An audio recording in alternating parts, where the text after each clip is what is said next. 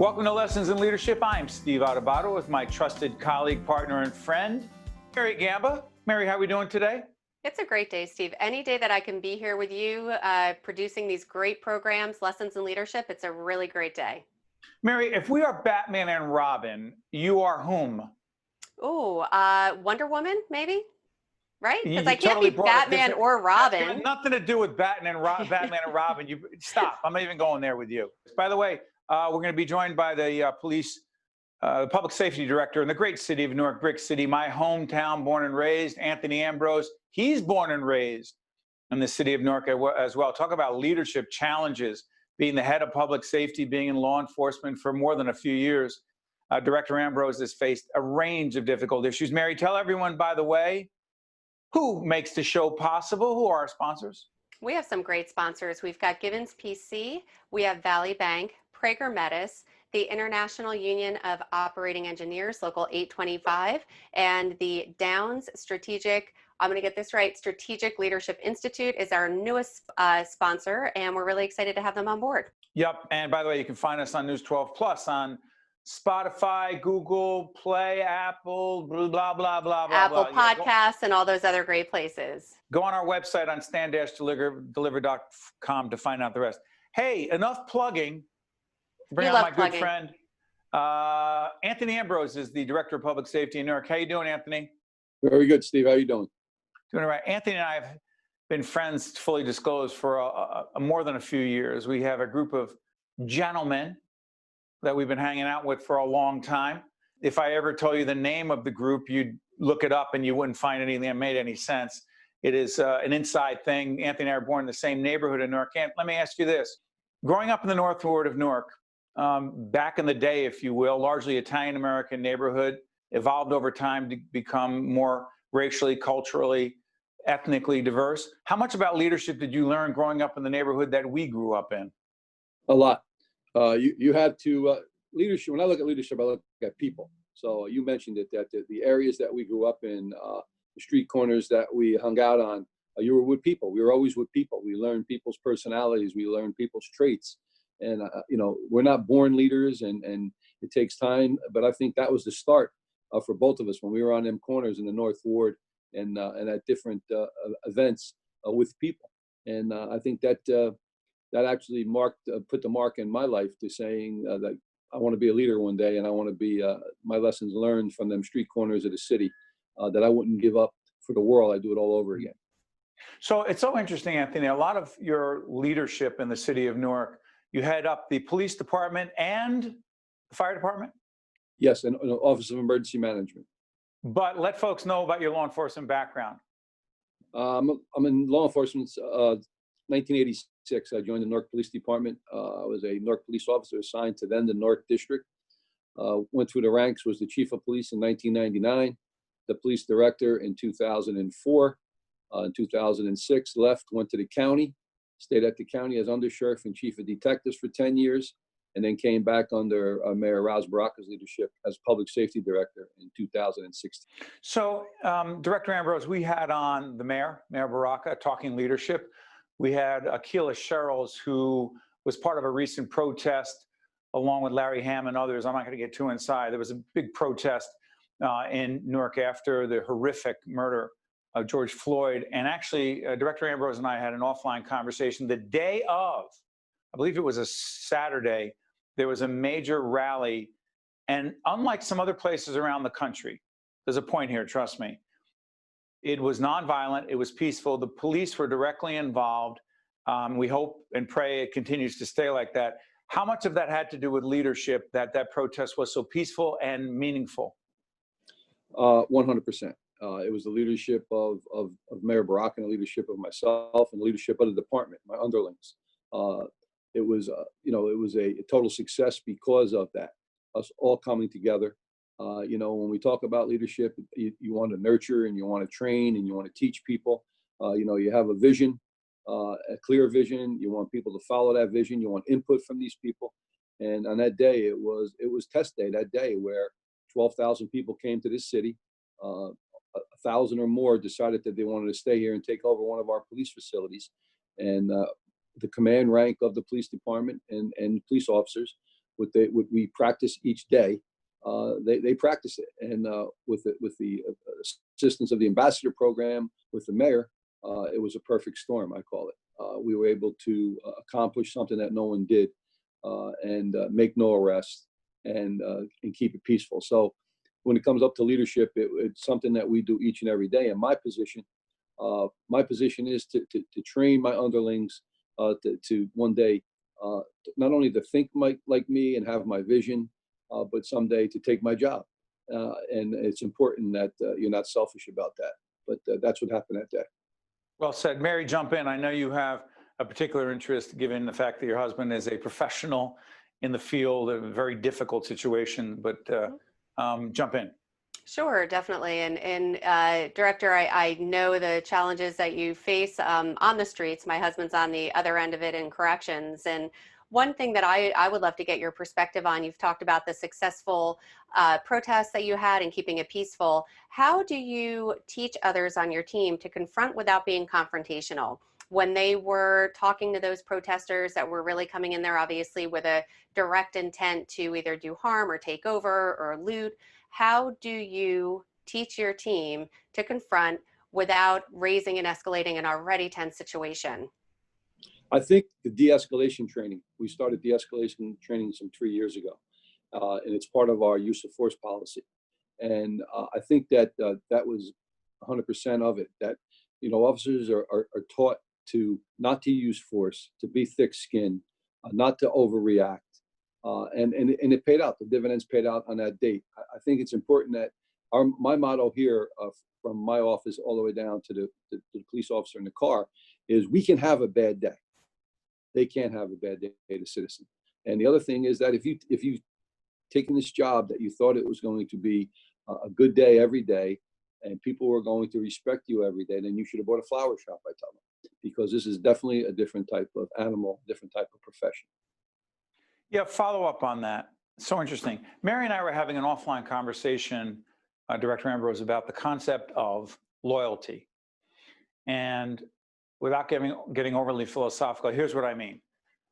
So sometimes people say, I'm loyal to my leader.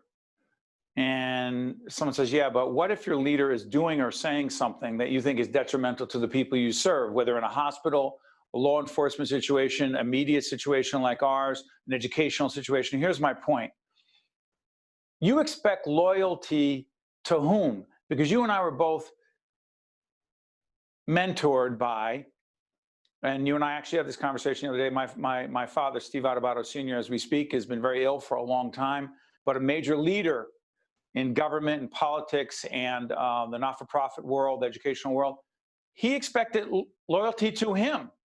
And he and I would talk about this a lot, like, well, what if I think you're doing something wrong? He didn't want to hear it very often. And my mom will watch this show and tell me I shouldn't have said that. But my point is this, Anthony, as great of a leader as my father was in his public life, he demanded consummate loyalty to him. You say? Well, I don't think it's, including any leader, I don't think it's loyalty. So it has to be explained. Loyalty to your father or loyalty to me isn't bringing me gifts and isn't texting me every morning, happy birthday. But I think where we take it personal is that we have a passion for what we do and what I do and what your father did. And that we want people to be loyal to the job. If they're loyal to their job and they have passion for the job, if they don't, then they're not loyal to us, because that's our loyalty to making sure that we have results, and making sure that we win, and making sure that people get what they want. So I think when someone doesn't want to do their job, it's not loyalty. You're not loyal. Loyalty is taken out of context, where you're saying you're not loyal to me, well, you didn't bring me a bottle of wine for my birthday. No, you're being disloyal to the oath that you're taking, or the job that you've taken, or the agreement that you've taken when you've taken on this job. So I think when you talk about your father, I learned a great deal of leadership from, is your father always wanted to help the people. He didn't care how he had to help the people. It was about street closures. I told you offline about the time he called me up there and he showed me them kids sleeping. And he said, it's about these kids in this daycare center and the cars racing down the street. And if I would have said to him, I'll get back to you, and never followed up, it would have been I was disloyal, because not because he wanted something. He wanted something safety. He wanted something for people to do better. Okay, so I think that that's taken out of context. When you hear loyalty, oh, If you're not loyal, he does. You know, if you're not loyal to your job, I have a problem. Yeah, but one more quick point on that. By the way, if, Google my dad, Steve Adubato Sr., built charter schools, built the Northward Center that my sister actually is the CEO of now, my sister Michelle, done extraordinary things in the city of Newark. But here was my point. Sometimes when you disagreed with him in a meeting, Anthony, sometimes when you challenged him, he saw it as, hey, I'm the leader. All I'm asking is this, and it has to do with you. Do you want your people to challenge you if they think you are wrong about something, Director? And is that not being loyal to you? I say it all the time. I want to be challenged. I like a fight. You learn. I've learned that way. I worked for Joe Santiago, where people would tell Former Joe police Santiago director. Yep. if it was raining out, if it was snowing out, and they tell Joe, look, the sun was out, it's 80, they would shake their head if Joe said that. I would challenge him. And until today, you know, we meet monthly, and he says that was one of the things I saw in you, where you challenged me. So I like my, you know, in order to be a leader, you have to have some guts, and you have to be able to get people mad. You have to be able to say no. You have to be able to you know, warn people. You have to be counsel people, discipline people, and I think that and it works up. I've had a captain last week in the conversation say, "Could I talk? Could I give my view on it?" And I said, "Sure," and I like that because they'll never learn and they'll never be part of the organization if you shut them out. And then you're never going to have them grow, and you're never going to have confidence in you as a leader. Well said. Mary, you got 30 seconds left with Director Ambrose. Go ahead. Yeah, and I could tell just your leadership. How much do you believe, you mentioned it earlier, how much of a leader do you think is really you're born to be a leader, or how much of it is you learn to be a leader? Well, I think you're not born as a leader. I think that it's over the years, it's your interest, it's your skill set, it's your nerve, it's knowing what it takes to be a leader. A lot of leaders want to be leaders because they're in charge, and they may be insecure. But if you want to be a leader, you have to be prepared to make change, to fail, to hear bad things about yourself. If everybody loves you, that's definitely a problem. So it's developed. You have to have the skill set that you have to develop with experience and training over the years. And I think that's what makes good leaders. And the other thing about Director Ambrose as we leave this segment is that even though he's been at it for a long time, I know about this personally and professionally, he never stops growing and learning and trying to be a better leader. Anthony, thank you for joining us. Director Anthony Ambrose, who's the Director of Public Safety in the great city of Newark, Brick City. Thank you, Director. Thank you, Steve. I'm Steve Adubato. That's Mary Gamba. That's Director Ambrose. We'll be right back. This is Mary Gamba. If you want more leadership tips and tools, log on to stand-deliver.com. That's stand-deliver.com. This edition of Lessons in Leadership is brought to you by Gibbons PC, Prager Metis, Valley Bank, and the International Union of Operating Engineers, Local 825. Welcome back to Lessons in Leadership. Steve Adubato with Mary Gamba. You just heard police and fire director, which makes him the public safety director in the city of Newark. Mary, do you ever think you have all these leadership ideas and philosophies and approaches, and then there's a protest with 12,000 people, anything can go wrong at any time, and you're the primary leader other than the mayor, Mayor Baraka. That's pressure. It's a lot of pressure. I always joke that, well, I don't joke. I always feel like our job is stressful and what we do, and we have a lot of pressure and a lot on our plate. And then when you hear about these, I'll call them real life for lack of a better word, but truly life and death situations that you need to de-escalate, you need to manage, and a split decision could really mean the difference between a really good day or a really bad day. So I definitely like to take a moment to thank all the first responders and all those folks that are out there on the front lines every day. They're really just saving lives. So, real quick point on culture, and we were talking about loyalty with Anthony Ambrose as well. And I know, by the way, in a couple of minutes, we're going to be joined by Dennis Wilson, who's the head of Delta Dental, who's got to be one of the most positive leaders I know, glass half full. He'll talk about that as well. Just great leader. But the other thing is interesting is when Anthony Ambrose and I were talking about, and you were talking about leadership and loyalty, remember we talked about the case of George Floyd? There's one officer who's now charged with, I believe, second-degree murder as we do this case in Minneapolis. He did what he did. He had his knee on the neck of George Floyd. You had three, I believe, correct me if I'm wrong, team, three other officers watching. They're on video. They knew they're on video. didn't stop him, didn't try to stop him, didn't say anything. Loyalty to whom? Your commanding officer or the rule of the law and an innocent citizen who's got his knee on his neck? And so that's why I get confused about loyalty sometimes. Loyalty to whom? And to what? Sure. And in that situation, there's so many, every situation is unique. Every situation, there's different factors. In that situation, I believe all three, if not two of them, were rookies. They literally had maybe a year, 2 years on the job.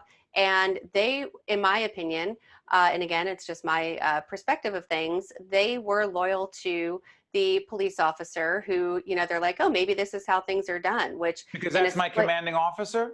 Yeah. And in that moment, it's very unfortunate because it's hard to say what you would do in a minute, but when you watch it back and you see it and you can reflect on it, I'm sure they would have done something much differently had they really taken a pause and had the confidence to speak up and say something. But at the same time, Mary, I know we'll talk about this on another show as well.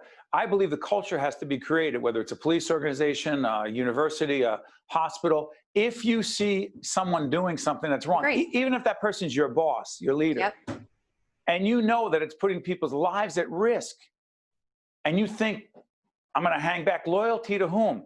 That's not, to me, that loyalty to that one person who does your performance review and gives you a raise or not.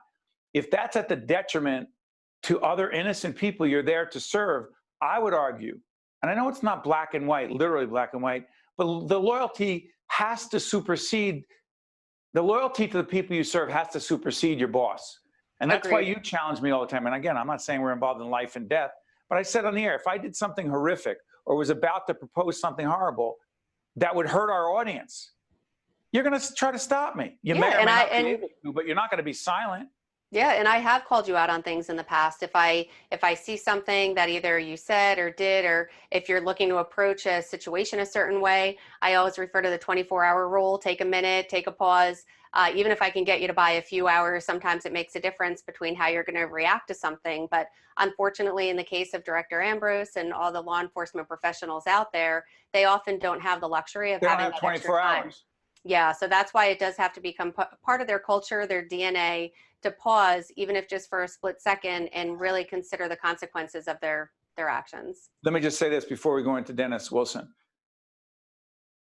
The fact that those officers stood there, and this is not political or racial or anything else, but to me, the idea that those officers, whether they're rookies or not, stood there and watched for 8.5 minutes as George Floyd was killed on camera by that officer who had his knee on his neck, an experienced officer, an experienced leader, if you will, within the Minneapolis Police Department. There's something wrong with the culture that allows for that, promotes it, and doesn't stop it. Just my view. Hey, Mary, switch gears dramatically. Set up Dennis Wilson real quick. Sure, you did a wonderful interview with Dennis Wilson. He's the president and CEO of Delta Dental of New Jersey, and he shares his tips and tools on leadership. So let's take a look. As we continue talking about leadership, we welcome back to Lessons in Leadership, our good friend Dennis Wilson, president and CEO, Delta Dental, New Jersey. Good to see you, Dennis. Good to see you, Steve. Good to be back. So listen, we talked about leadership several months ago. We are actually taping this in the middle of July. It'll be seen later. I asked you then, I'm going to ask you again. I'm not sure it's the same answer. What is the most significant leadership lesson that you have learned since COVID-19 became the reality of our lives back in mid-March? The most significant leadership lesson has been? Expect the unexpected. The unexpected. But how do you plan for you can expect it, but how do you plan for it? Devil's advocate. Devil's advocate is one, your organization needs to be thoughtful and nimble and adaptive to whatever that new normal is. So build flexibility, build contingency into any business plan, into any strategy. Be prepared to be upended is the advice that I give. You know, it's so interesting. I wrote to write down the word adaptive.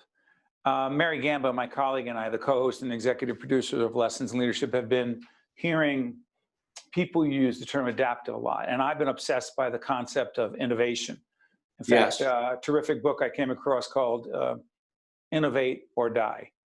And when you say adaptive, do you mean the same thing as innovation or being innovative? You know, they're parallel. I don't know if they're exactly the same. So adaptive can certainly mean a responsive mechanism. You can respond to the environment. You can pivot, you can adjust, and so forth.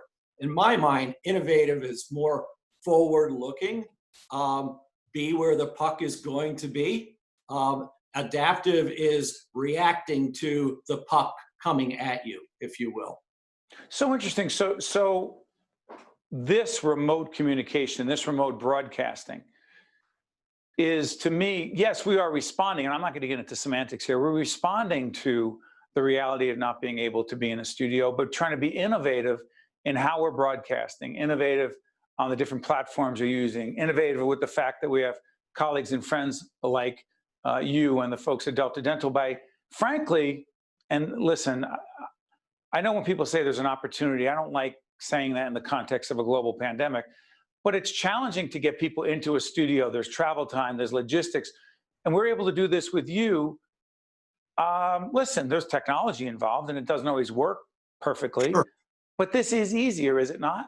It's easier. It's more efficient, less time consuming, and quite frankly, I think more user friendly for all of the reasons that you just stated.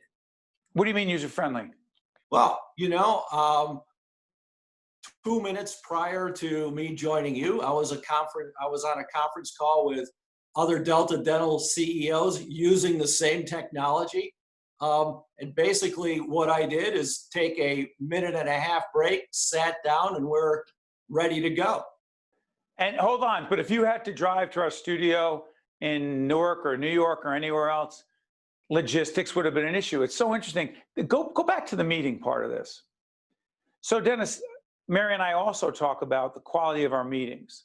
Now, every time we've met, often in your conference room at Delta Dental, it's engaging, it's interactive, it's collaborative. We're brainstorming and we come up with some interesting ideas. I'm a big fan of the E word, engagement, engaging people. Harder to do, whether it's GoToMeeting, Zoom, whatever the heck it is, the technology. You're running a meeting, you want to engage people. Is it harder for you this way? You know, it certainly is. I think you have to think about it more. You have to make a greater effort to engage because you're time bound, you're technology bound, right? And you don't have the advantage of casual conversations, of sidebars, of things like that. And I think that's what I miss, quite frankly, and that's what we have to get better at as we take this form of interaction to the next level. The interjection of casual, top of mind, water cooler conversations that we just don't have now. Me, you, and Randy Stoddard, your head of marketing and the guru of all sort of innovative and creative marketing and branding and communications. We had a lunch a while back. And I remember we were sitting there in a very comfortable environment. And again, I don't remember the last time. We can call it a business lunch. It was a business lunch, but it was also casual and informal. That part's not accessible to us. And I don't think I've ever appreciated those conversations and that social interaction as much as I do now. How about you? I feel the same way. But when I start to feel a little wanting for that, I just think, what if this was 10 years ago, right? And we did not have the benefit of this technology, and everything was done by conference call without seeing a face or an action or an expression or things like that. So, you know, I'm a glass half full person. You are, always. aren't you? Yes, I am. So go back to that. As a student of leadership, as are you, one of the chapters and lessons in leadership is called Attitude is Everything, and which comes from the late Keith Harrell, who was a leadership guru who I learned a lot from. You believe your attitude, glass half full, hey, we had this technology 10 years ago, we didn't have it. You choose that attitude, don't you? You do, and I think positivity, if you'll allow me, Sure. is the key to not only moving us forward, but quite frankly, getting us out of this, because, you know, there is going to be the next chapter, then the next chapter after that. And if you're mired in the current chapter and feeling bad about it, you'll never see that horizon. And so someone who obsesses over, hey, I can't wait for it to be, quote, normal again. I understand that, but from a leadership and frankly, from a life perspective, waiting for it to be normal again, it's a tricky strategy. It is a tricky strategy, and one has to define what normal is, right? It's the new abnormal. And I'm a big fan, I'll get off my soapbox in a second, and realizing there are a whole bunch of things we can't control, but whatever that new normal is, I'm a big believer that the greatest leaders actually decide what that's going to be, or influence it if they can't control it, influence it as much as they can. Because we could keep saying, oh, I really want to be back in the studio again. I really want to be doing leadership seminars in person. Okay, if I can't, what can I do? What will I do? Is that the new normal? Who cares what you call it? It's what it is. Go ahead, you get the final word. Right, absolutely. So it's adaptation. Just like I said, you can control what you can control. You can influence what you can, and what you can't, deal with it, put it aside, and move beyond it.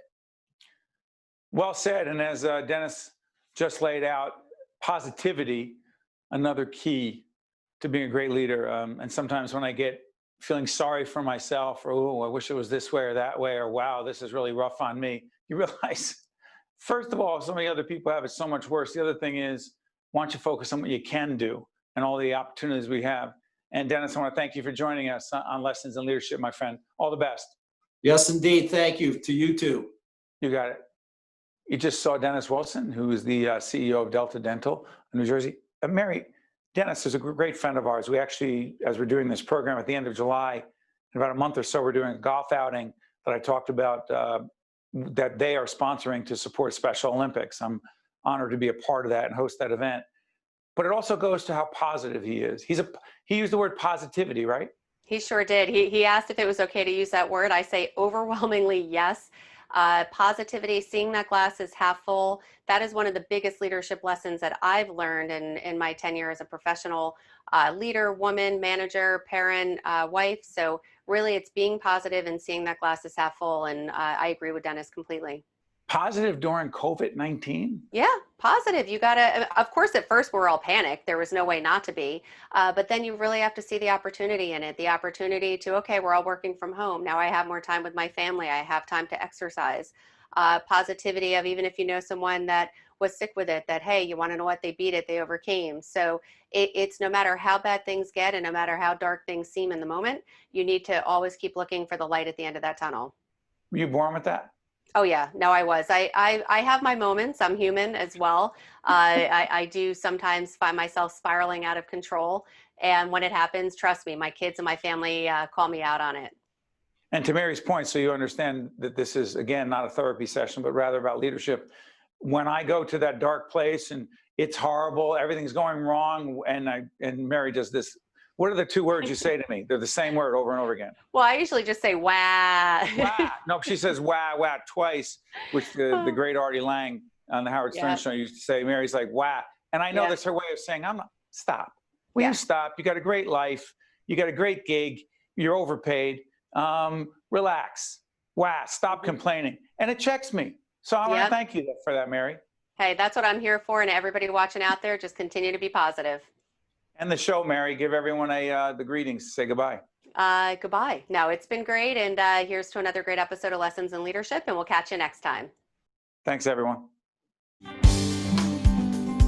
This is Mary Gamba. If you want more leadership tips and tools, log on to stand-deliver.com. That's stand-deliver.com. This edition of Lessons in Leadership is brought to you by Gibbons PC, Prager Metis, Valley Bank, and the International Union of Operating Engineers, Local 825.